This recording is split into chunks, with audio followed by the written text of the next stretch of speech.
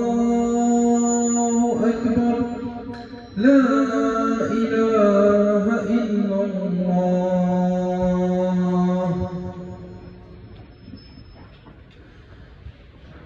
الحمد لله نحمده ونستعينه ونستهدي ونستغفره ونؤمن به ونتوكل عليه ونعوذ بالله من شرور أنفسنا ومن سيئات أعمالنا.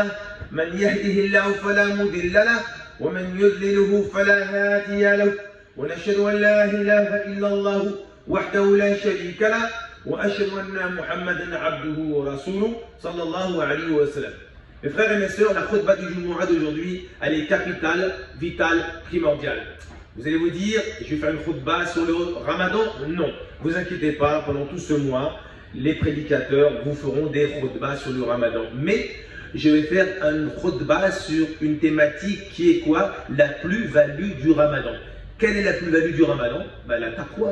Allah dit dans le Coran, la'allakum tattaqun.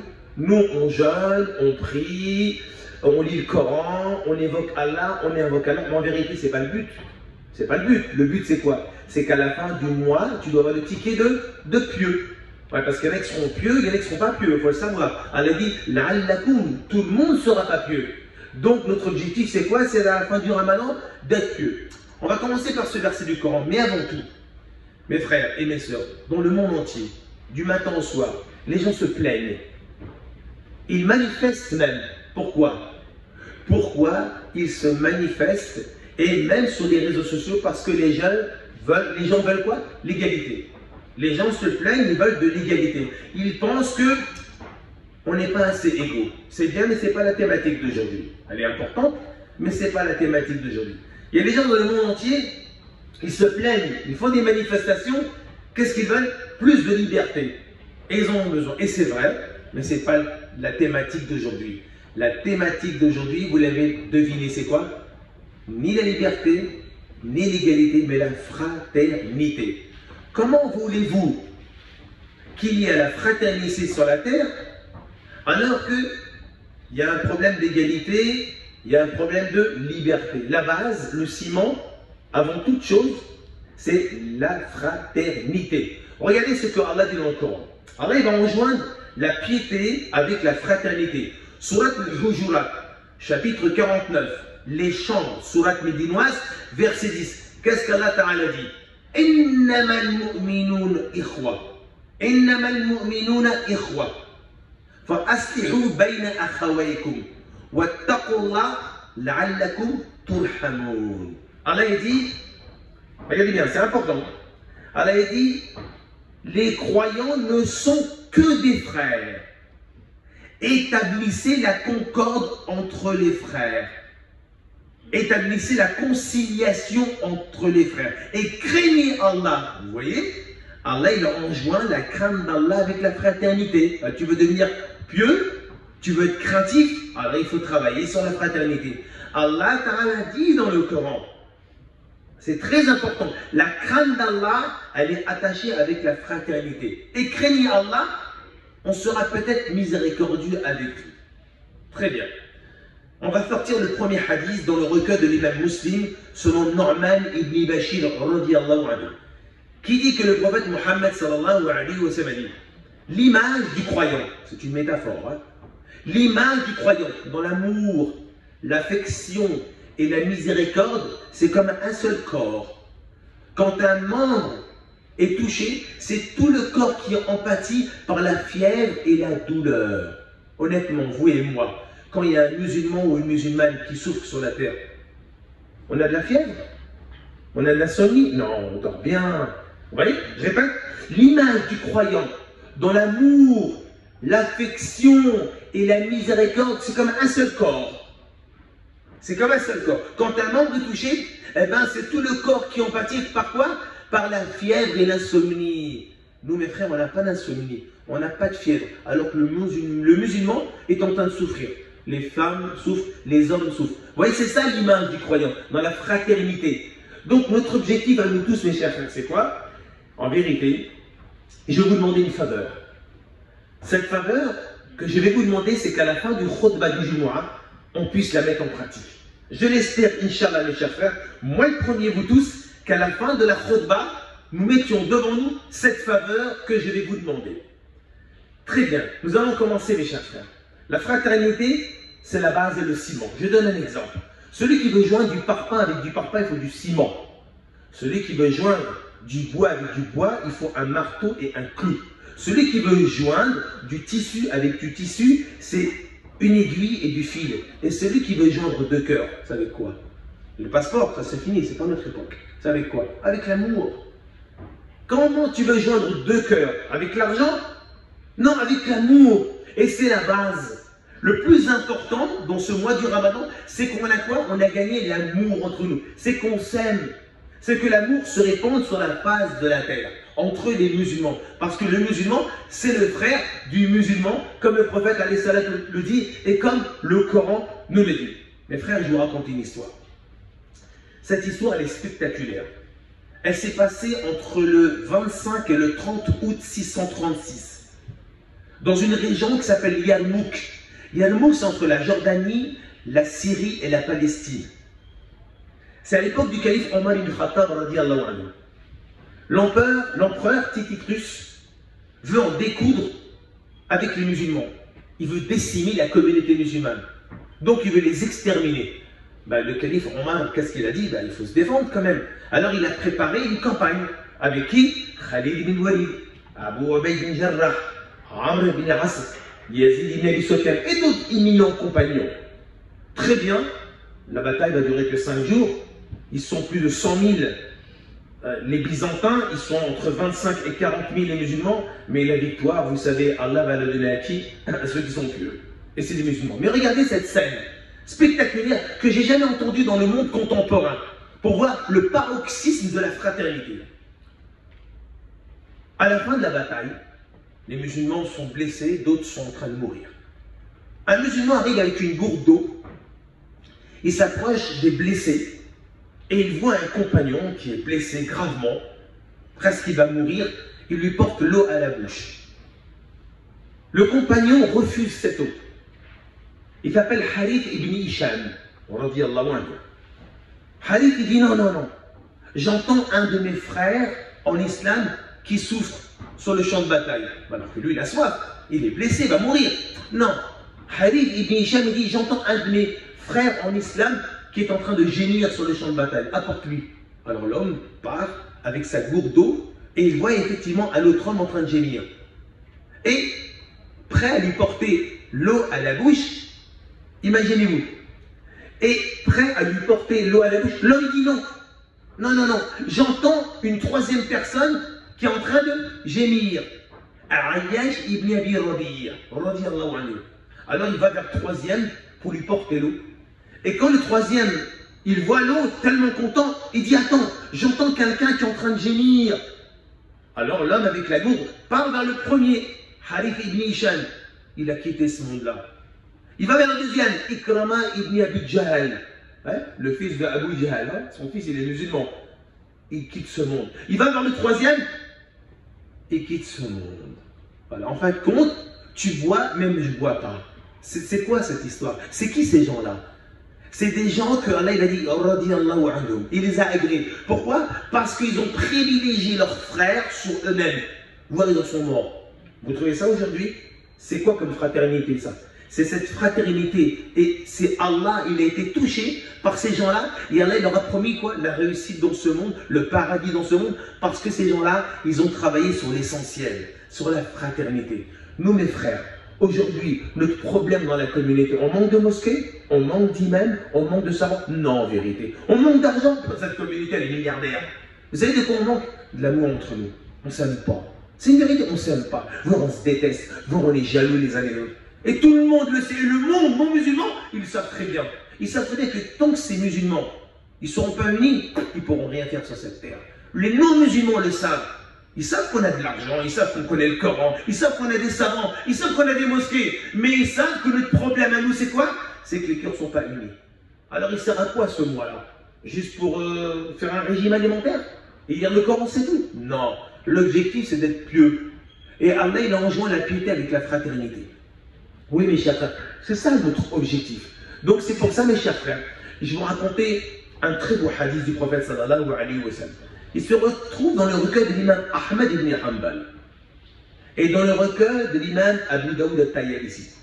Il est narré par Al-Bara ibn Azim radiyallahu anhu, qui dit que nous étions avec le prophète sallallahu alayhi wa sallam dans la mosquée. Et le prophète nous interrogea. Et on aime répondre au prophète alayhi salam. Et le prophète nous dit: connaissez-vous la corde de l'islam la plus solide? Nous lui dîmes au messager de Dieu, c'est la prière. Le prophète de répondre, il dit oui, elle est excellente, mais c'est pas celle-là. Le prophète réitère: connaissez-vous la corde de l'islam la plus solide? Les compagnons vont dire: le jeûne du mois du Ramadan. Il va dire: elle est excellente, mais c'est pas celle-là. Le prophète va répéter: connaissez-vous la corde de l'islam la plus solide? Ils vont dire: l'aumône, la zakat, elle est excellente, mais c'est pas celle-là. Et le prophète va dire: la corde de la foi la plus solide, c'est quoi? C'est que tu aimes les gens. Ouais. C'est pour ça qu'à la fin de la khutbah, c'est quoi notre objectif? C'est que celui que tu vois à gauche, celui que tu vois à droite, eh ben, c'est de lui dire je t'aime. Parce que, effectivement, c'est possible que dans notre culture, on n'ait pas entendu je t'aime à la maison. Mais le prophète alayhi salatu salam, vous allez voir comment il va nous enseigner de dire je t'aime. Mais on commence avec ce hadith. Dans le recueil de l'imam Ahmad ibn Hanbal, Anas raconte, radiallahu anhu, que Amr ibn al-As, dans une version c'est Abdullah ibn Amr ibn al-As, radiallahu anhu, rentre dans la mosquée, il voit le prophète avec les éminents compagnons. Ils sont assis et il dit: ô messager d'Allah, quelle est la personne que tu aimes le plus? Et le prophète va dire: Aïcha. Qui d'autre encore? Abu Bakr. Qui d'autre encore? Omar. Qui d'autre encore? Abu Ubayd bin Jarrah. Il a dit: je m'arrête là. Voilà, le prophète alayhi salatu salam, il dit en public devant tout le monde: j'aime Aïcha, j'aime Abu Bakr, j'aime Omar, j'aime Abu Ubayd. En fin de compte, eux, ils n'avaient pas de tabou, de complexe à dire les uns aux autres: on s'aime pour Allah. Regardez la suite. Dans le recueil de l'imam Abu Daoud al-Tayalisi et dans Adab al-Mufrad de l'imam al-Bukhari, chapitre 80, Abdullah ibn Sarjis radiallahu anhu raconte, il dit: j'étais avec le prophète sallallahu alayhi wa sallam et Abdullah ibn Omar ibn Khattab. Nous étions dehors en train de discuter, quand tout d'un coup, moi j'étais à côté du prophète alayhi salatu et arrive un homme. Cet homme, il s'appelle Abu Dar al-Rifari, de la tribu des Rifari. Il s'approche de nous, il salue le messager d'Allah, il s'en va. Abdullah ibn Omar dit: ô messager d'Allah, j'aime vraiment cet homme. Le prophète lui dit: l'en as-tu informé? Il dit non. Le prophète me dit: va le voir et informe-le que tu l'aimes. On est capable en 2022 de dire à quelqu'un je t'aime pour Allah? Si tu dis je t'aime à quelqu'un, l'imam va me chercher un raqi, il y a un problème. Mais c'est pas normal. Aujourd'hui, c'est pas normal de dire à quelqu'un je t'aime pour Allah. Il va te prendre pour un fou, un taré. Alors que le hadith authentique, Abdullah ibn Omar dit: j'aime vraiment Abu Dar al-Rifar. Le prophète lui dit: l'en as-tu informé? Non. Vas-y, informe-le. Il arrive. Il passe derrière lui, il le prend par les coudes et dit: Abu Dar al-Rifar, je t'aime pour Allah. Abu Dar lui dit: puisse Allah t'aimer comme tu m'aimes. Et Abdullah ibn Omar dit: tu sais que si le prophète ne m'avait pas ordonné de te le dire, je ne te l'aurais pas dit. Ensuite, Abdullah ibn Omar repart chez le prophète, il nous raconte la scène.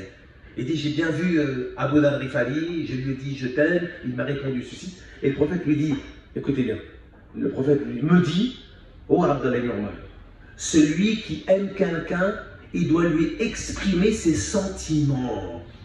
Celui qui aime quelqu'un, il doit lui exprimer ses sentiments. Et celui qui lui exprime ses sentiments, il aura des hasanat.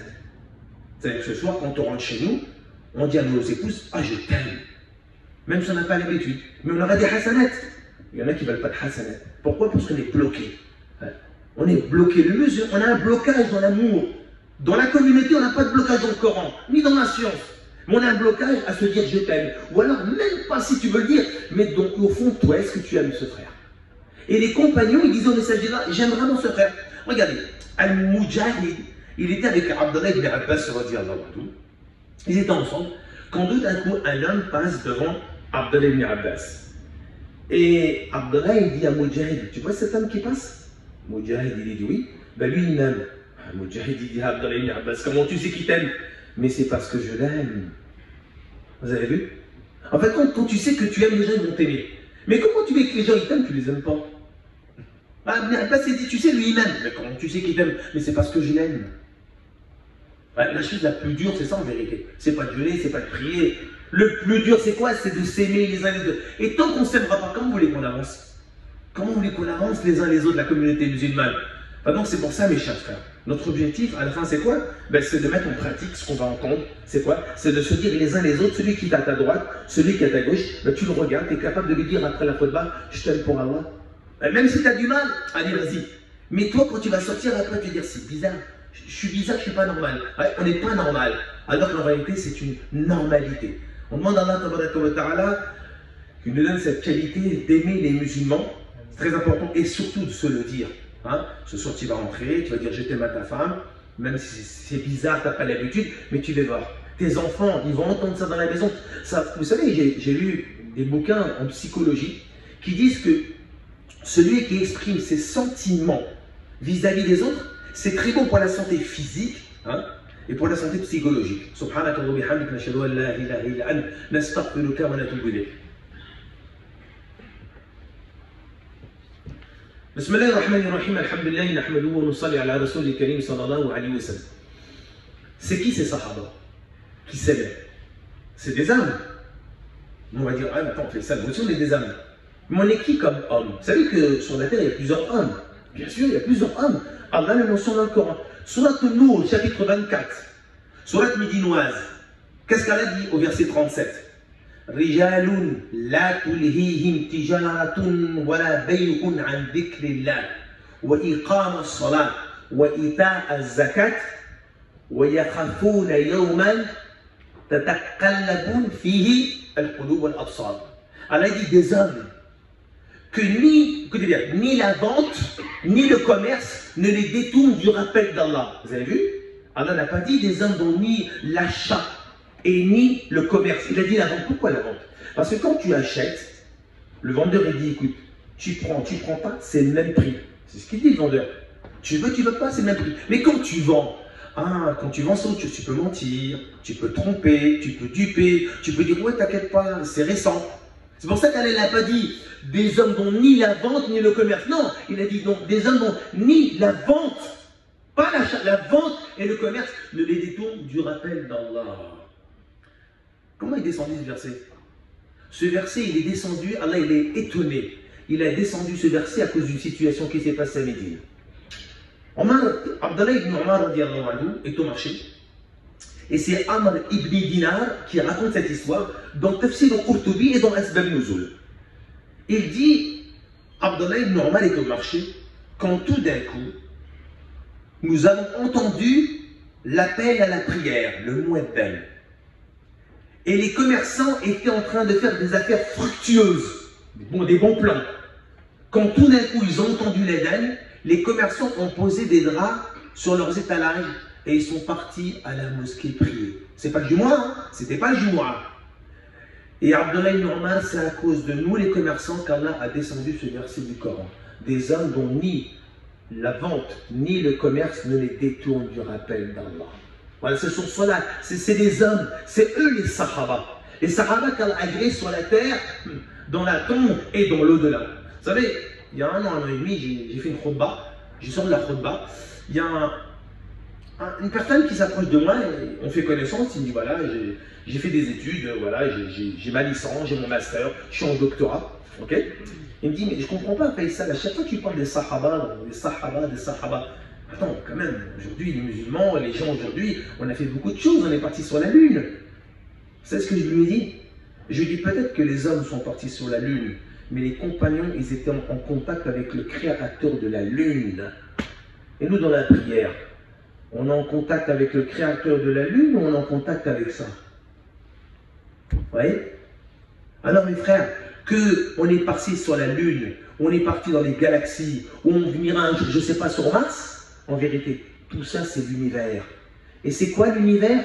L'univers c'est que tout est uni vers qui? Allah. Alors mes chers frères, notre objectif c'est quoi? C'est la fraternité. Écoutez cette histoire. Cette histoire, elle est dans le recueil de l'imam Al-Bayhaqi, dans le recueil de l'imam At-Tabarani. Allez dans Al-Mustadrak de l'imam Al-Hakim au tome 2, page 270. Retenez bien cette histoire. Tome 2, page 270. Abdallah ibn Abbas, éminent compagnon qui connaissait le Coran et l'exégèse. Il est dans la mosquée de Médine. Il est en état d'irtikaf. L'irtikaf, c'est quoi? C'est quelqu'un qui lit le Coran, qui évoque Allah, qui invoque Allah, qui prie, mashallah, dans la khalwa, dans la solitude. Quand tout d'un coup un homme rentre dans la mosquée, il s'assoit à côté de Abdallah ibn Abbas. Abdallah ibn Abbas le regarde, il le voit l'air triste, il lui dit: qu'as-tu? Il dit: ô cousin du messager d'Allah, je suis endetté et je n'arrive pas à rembourser mes dettes. Abdallah ibn Abbas il dit: veux-tu que je t'accompagne voir cette personne si on peut trouver une solution? Il dit: oui. Abdallah ibn Abbas sort de la mosquée, met ses chaussures. L'homme dit: hé, Ibn Abbas, t'es en irtikaf, tu sors de la mosquée? Ibn Abbas commence à pleurer. Il dit: j'ai entendu le prophète Mohammed sallallahu alayhi wa sallam dire: celui qui va au service de son frère ou qui aide son frère a la récompense d'une année d'irtikaf. D'une année d'irtikaf.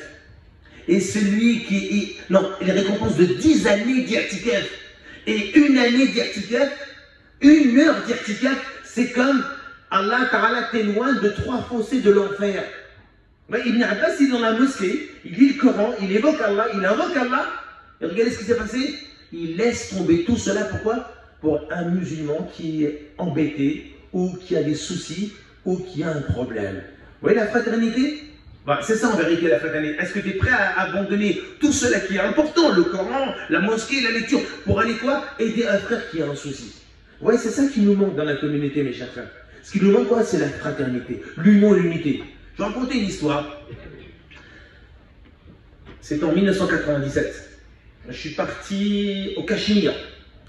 Il y avait un concours du Sahih de l'imam Al-Bukhari. C'est spectaculaire. Il y a des milliers de personnes qui viennent de l'Indonésie, qui viennent du monde, et des jeunes de 18, 20 ans, 25 ans qui connaissent le Sahih Al-Bukhari, 7000 hadiths, et ils récitent devant les savants. J'assistais à ce grand rassemblement, machallah. À la fin, il y avait des repas géants. Je me suis assis sur des nappes par terre, et je m'assois avec un jeune garçon, c'est un Indonésien, et on fait connaissance. Il parlait très bien l'arabe, bien mieux que moi, je ne parle même pas l'arabe, et on fait connaissance, et puis il me dit comme ça: vous les Arabes, vous êtes des lions, et nous les non-Arabes, on n'est pas des lions. Non, c'est vous les lions, regardez quand même, c'est des lions, je vois la madrasa. Non, vous les Arabes, vous êtes des lions, et nous les non-Arabes, on n'est pas des lions. Je dis: mais non, quand même pas. Il me dit: t'as pas compris.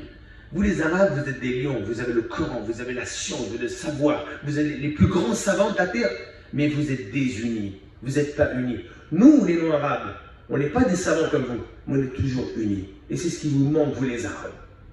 Wallah, j'avais mal au cœur quand j'ai entendu ça. C'est vrai, Wallah, les musulmans, machallah, on a beaucoup de choses. De l'argent, de la science, de la connaissance, machallah, tout le monde est bien. Mais le problème, c'est quoi? C'est l'unité et l'union qui nous manquent. L'amour de son prochain. Et je vais terminer cette khutba avec cette histoire. Et à la fin, Inch'Allah, on va se dire à droite, à gauche, celui qui est à droite ou à gauche, tu vas lui dire: je t'aime. Ce hadith est dans le recueil de l'imam Muslim. Il est narré par Anas radiallahu anhu, qui raconte et qui dit que nous étions avec le prophète alayhi salam dans la mosquée, quand tout d'un coup, il nous parlait, et le prophète dit: regardez bien vers là. Va venir un homme du paradis. Va venir et rentrer dans la mosquée un homme du paradis. Effectivement, nous avons vu une personne rentrer dans la mosquée, ses sandales dans sa main gauche, ses manches levées à cause de l'ablution, de l'eau qui coulait de sa barbe. Il a fait de la quête, il est parti. Le lendemain, nous sommes avec le prophète alayhi salam, c'est encore un cours. Et dit: regardez par là, vers la porte, va rentrer un homme du paradis. Et c'est toujours la même personne qu'on a vue hier. Il a fait de la quête, il est parti. Le 3e jour, nous étions avec le prophète dans le cours, quand tout d'un coup, le prophète dit: regardez vers cette porte, va rentrer un homme du paradis. Et c'était la même personne. Abdullah ibn Amr al-As, le cours est terminé, il a abordé cette personne. Il lui dit: écoute, il a trouvé une stratégie, voilà, je me suis disputé avec mon père et j'ai promis de ne pas rentrer chez mon père pendant 3 jours. Veux-tu m'héberger? Il dit: oui, je t'héberge, viens. En vérité, il voulait voir ce qu'il faisait comme acte pour avoir mérité ce titre d'aller au paradis à la mort. Très bien, il rentre, il le voit, et effectivement, pendant 2-3 jours, il voit que cet homme ne fait rien de spectaculaire. Prière normale, il jeûne normalement, mais le soir, il n'arrive pas à dormir. Il remarque cela. Au bout de 3 jours, il dit, écoute, voilà, en vérité, je ne suis pas disputé avec mon père, et j'ai venu chez toi parce que le prophète nous a dit pendant 3 jours, quand tu es rentré dans la mosquée, que tu es quelqu'un du paradis. Et je voulais savoir qu'est-ce que tu as fait pour mériter ce titre d'aller au paradis. L'homme me dit, en vérité, il n'y a rien de plus que tu as vu sur moi. Alors, Abdallah ibn Amr s'est dit, dans mon fort intérieur, j'ai eu un peu de mépris pour toi. Parce que j'ai dit, bon, comment il a fait pour mériter le paradis? Il ne fait rien de plus que nous. Alors je m'en vais. L'homme m'appelle, il dit, écoute, viens Abdallah ibn Amr. En vérité, tu n'as rien vu de plus que ce que tu as vu. Mais, tous les soirs, avant de dormir, je n'ai rien dans mon cœur avec qui que ce soit parmi les musulmans de cette terre. Et j'ai rien dans mon cœur. Et je ne suis pas jaloux de ce que Allah a donné aux musulmans. Voilà pourquoi j'ai mérité ce titre d'aller au paradis. Oui, c'est tout simple. Le type, il n'a pas soulevé des montagnes. Il a quoi? Il a changé son cœur. Alors, le mois du Ramadan, mes chers frères, on ne doit pas être les mêmes. Autrement, c'est une catastrophe. Le Ramadan, il est raté. À la fin du Ramadan, ton cœur il est blanc, nickel, il brille pour tous les musulmans, les hommes, les femmes, dans la rue, tout ce que tu penses, ta famille, tes cousins, tes frères. Et je termine avec cette histoire. Dans le recueil d'Imam al-Tabarani, le prophète alayhi salatu wassalam est au pèlerinage. Il descend du mont Arafat, il s'assoit avec les compagnons, il dit asseyez-vous, je vais vous parler. Il leur parle et c'est Anas qui raconte cette histoire. Le prophète alayhi salam leur dit écoutez bien, que celui qui a rompu les liens de la parenté se lève de cette assemblée. Personne n'a bougé sauf un homme, il est parti. Le prophète continue son cours. Au bout de quelques temps, l'homme il revient, il s'assoit dans l'assemblée. Le prophète lui dit pourquoi tu es parti tout à l'heure? Il dit au messager d'Allah, j'ai entendu ce que tu as dit, que celui qui a rompu les liens de la parenté se lève. Et moi et ma tante, on est en froid. Je suis parti la voir, je lui ai raconté ce que tu as dit, on s'est pris dans les bras, on s'est pardonné et je suis revenu. Le prophète alayhi salam dit écoute bien, Allah Ta'ala retire la miséricorde dans une assemblée où à l'intérieur il y a quelqu'un qui a rompu les liens de la parenté. Alors mon frère, le Ramadan, tu as intérêt à te réconcilier avec ta tante, avec ton frère, avec ta soeur, avec ton père, parce que tu ne trouveras jamais la miséricorde dans ta maison. Allahumma hadina fi man hadayt, wa afina fi man afayt, wa tawallana fi man tawallayt, wa barik lana fi ma a'tayt. Allah met la miséricorde dans notre cœur. Mets l'amour dans notre cœur. Allah fait qu'on aime les musulmans. Allah fait qu'on leur dit qu'on les aime. Allah fait qu'on aime nos épouses, nos enfants, nos parents, nos tantes, nos frères, les musulmans proches comme les musulmans loin. Allah nettoie notre cœur de la jalousie, de la rancune, de l'hypocrisie, de la haine. Allah nettoie notre cœur. Fait que ce Ramadan, Ya Rabbi, purifie notre cœur et le cœur de la communauté entière. Ya Rabbi, il nous manque une chose. Une chose il nous manque, c'est l'amour entre nous. Et Allah, donne-nous ça, donne-nous ce trésor, donne-nous ce secret, donne-nous cette force qui a fait que les anciens avant nous, les compagnons, ils ont réussi. Ils n'avaient rien sur cette terre, mais ils avaient l'amour entre eux et Allah les a élevés. Allah élève-nous à travers l'amour. Subhanakallah bihamdik, nashhadu an la ilaha illa ant, nastaghfiruka wa natubu ilayk. Subhana rabbika rabbil izzati amma yasifun, wa salamun ala al-mursalin, walhamdulillahi rabbil alamin. La faveur, après la prière, celui qui tombe à droite ou à gauche, tu le regardes et tu dis mon frère, je t'aime pour Allah. يقيم الصلاة.